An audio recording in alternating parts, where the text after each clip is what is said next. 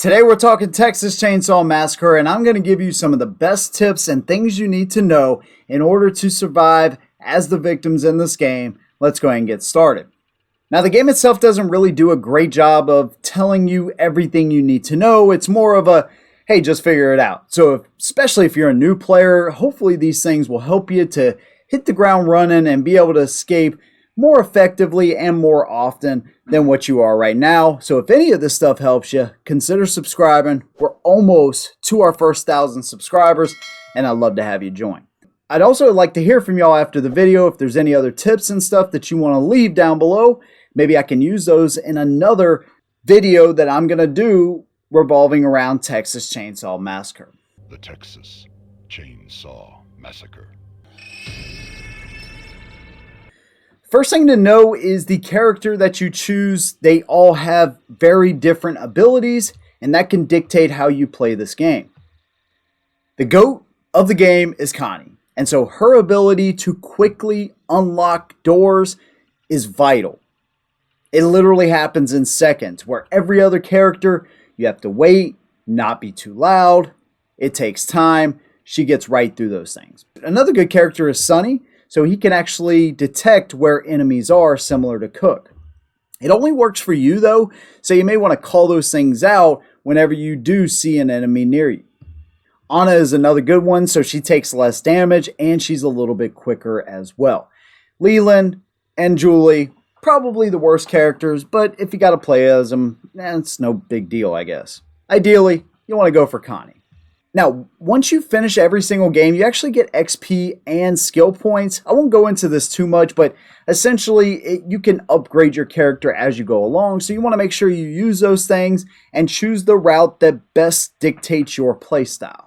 Now, once you're thrown in, you're going to be in the basement with the other victims. And so you have about 10 to 15 seconds where noise really doesn't matter. You just want to get down and start mapping things out as soon as you get down from your restraints. Now, after those 10 to 15 seconds, stealth is key. Hiding in the shadows, hiding in the bushes, this is the play style that you want to adapt in order to be more successful as the victims. Because just trying to run everywhere you go or trying to face the killers straight up is just a terrible way to go about this. Especially when you have a good coordinated team of killers, they can end the game fairly quickly. So you want to make sure that you're stealthy, you're quiet, and you are patient. When you unlock doors, which is going to be one of your first tasks, you want to make sure you take your time. And sometimes when you get a killer near you and you get that yellow blurred vision effect on the screen, sometimes it's best to just walk away and come back to it once they've left your area. Again, it's all about patience in this game if you want to succeed. Now, the idea is to get out of the basement, but you don't want to just run around, okay? You actually want to look for certain things in the basement because more than likely you may end up there again anyways, and in order to escape, at least for one of these escape routes, you got to go back down there.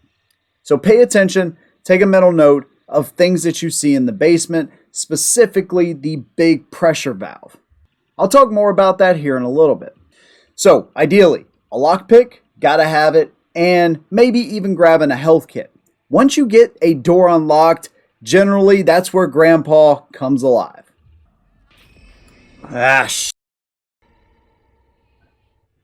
Now, when Grandpa comes into detection mode, you want to stay where you are. If you move, there's a bright silhouette around you and the killers can see exactly where you are. Now, if you can, once you use your first lockpick and you get out of the basement, if you can, grab another one while you're down there because you're going to need it. If not, there are more upstairs. And here's a pro tip. Be careful with the lockpicks because you can break them. If you try to move too fast, it'll break them and you'll have to start right back over. Also, keep in mind, sometimes you don't have to use them because depending on who the killers are, if they open the door and they don't lock it back, you can go right through those things. Now, here's a pro tip. If you see a red circle where the door handle is, that means you don't have the necessary tools to unlock that door. But if you see a white circle, then that means you got the tool and you will be able to get out of that door. Another thing while you're down there is take a mental note of all of the different places you can hide. Not only that, the crawl spaces, the slits in the wall, things that you may use to be able to maneuver around the killers if, in fact, they come down there and you have to escape from them quickly.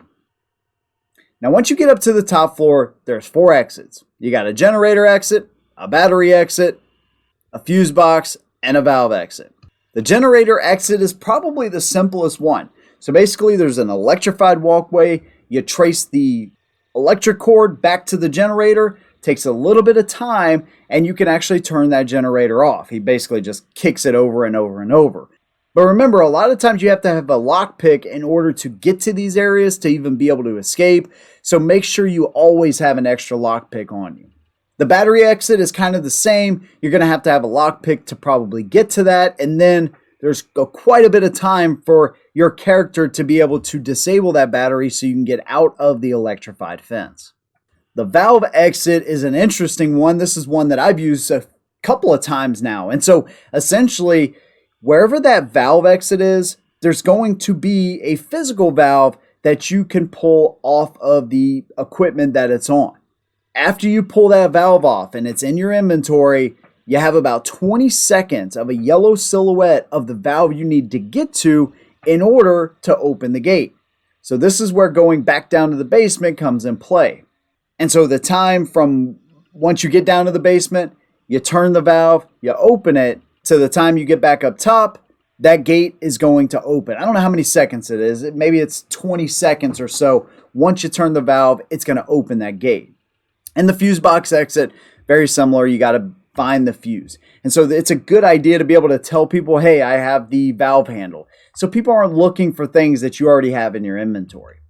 But remember, the killers can disable these exits. So just because you disabled the generator, let's say, that doesn't mean it's open forever. The killers can actually go back to the generator and start it back up, putting you back at square one.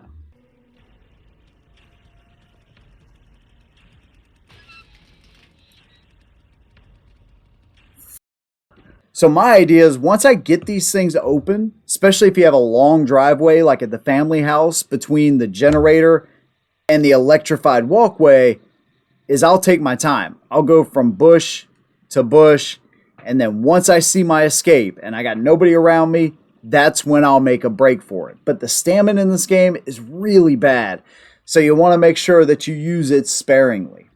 Now, if you end up getting caught in a situation where there's killers around you, that doesn't necessarily mean you're going to die. There's certain things that you can do to stay alive and maybe even escape from the game, which is actually a really good feeling. So the wells are a big one. You will take fall damage, and sometimes if your health is too low, there's a recovery period where you're just sitting there and you can't move, but using those wells, it may seem like starting back over, but a lot of times you can actually escape if you play it smartly. There's also cracks. There's also tables. And these are some of the most vital things that you can use to actually get away from the family. Now remember, characters like Sissy and Hitchhiker can actually follow you through those things, whereas Leatherface has to either destroy them or move around. Leatherface is kind of a sluggish character. Pretty intimidating, but sluggish either way. By the way, he's played by Kane Hodder, which is just freaking awesome. I just thought I'd throw that out there. Another thing that you can do as a last-ditch effort is there's bone scraps scattered throughout. You can hold one of these in your inventory if you want to use one of those vital 2 spots, and that'll allow you to stun the enemies for a temporary amount of time. But ideally, you just want to stay out of their sight line if you can. You also want to try to use your special ability sparingly. So let's say you're starting as Connie and your first thing is you want to get out of the basement. I don't know that I would use her special ability there because it's got a long cooldown. You may want to use it back up top where things start to get a little bit more dicey. Again, this depends on the situation, but being strategic about the way you use the abilities, especially Connie's, is a good thing. Another thing you want to do is be strategic with your teammates. If you have, Connie with you, and the only thing between you and escaping is unlocking a pick, well, tell her, hey, Connie, unlock this pick. You know what I mean? Like, she can do it way faster than you trying to be the hero and, doing it quickly and making a bunch of noise. Another thing that you can do is you can actually make noise when it's appropriate. You have like toilets you can flush. There's also chickens scattered throughout the map, and those will make noise when you get close to them. So you can use those as a divergence whenever the situation calls for it. Also keep in mind you're bleeding the entire match. And so as you start to bleed more, you're going to leave blood trails, which can be picked up by the killers. So every once in a while, just grab a health kit. They're pretty prevalent across the map. And then you can just take that and heal back up. But that health will always be deteriorating. Now, one of the most important things that you can do in the game is learning the maps. There's 3 different locations. Once you learn the maps, this is going to be a huge advantage, especially right now with the game being so new, and you can consistently survive if you work together, if you play stealthy, and you learn the maps and keep mental notes of certain things throughout the game. So you got run, hide, fight. And most of the time, your best option is just to hide. And so if you follow those things, man, you'll be a lot more successful in actually surviving in Texas Chainsaw Massacre. And while this game has some issues already, like all games do, this one has something that a lot of games don't. And it's just fun. It is a ton of fun playing this game, and I'm really enjoying it so far.